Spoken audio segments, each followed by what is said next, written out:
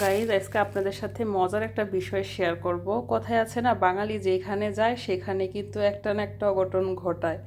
তো আমিও কালকে একটা অঘটন ঘটাইছি। কালকে রাতের বেলা হাজব্যান্ডের সাথে বাহিরে গেছি একটু হাঁটার জন্য, জাস্ট এক্সারসাইজ করতে।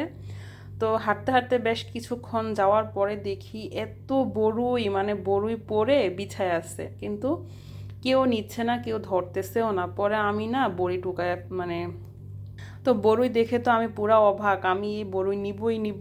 আমি জাস্ট মানে হুমড়ি খেয়ে পড়ছি কিভাবে এই বড়ই আনা যায়।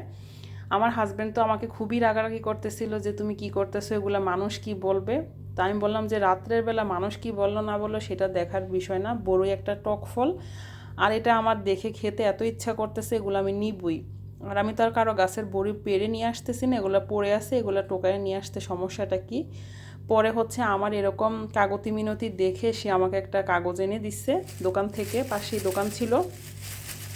আমি গাইস কী করছি, এই যে কাগজ পুরা ভরে তারপরে বড়ি টোকায় নিয়ে আসছি। তো ভাবলাম যে এই মজার ঘটনাটা আপনাদের সাথে শেয়ার করি। মানে এত এত বড়ই গাছ এই আরব দেশে, কিন্তু বড়ই খাওয়ার মতো কোনো লোক নাই। দেখেন বড়িগুলা কত সুন্দর, আর খেতে কিন্তু অনেক মজা। একটা খাইছি, দেখেন কত মজার টক বড়ই।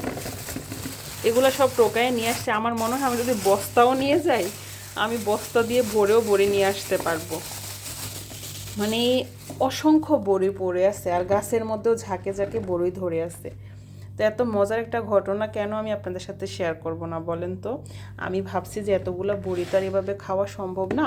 এগুলো হচ্ছে আমি এখন ধুয়ে তারপরে রোদে শুকিয়ে এগুলোকে আচার বানাবো। কি বলেন গাইজ, মজা হবে না? ব্যাপারটা আপনাদের কাছে কেমন লাগলো অবশ্যই আমাকে কমেন্ট করে জানাবেন। মরুর দেশে এরকম মানে বড়ই, তাও আবার টক মিষ্টি। আমার তো রোজা রাখছি, তারপরেও যে কেমন লাগতেছে বলে বোঝাতে পারবো না। আল্লাহ হাফেজ।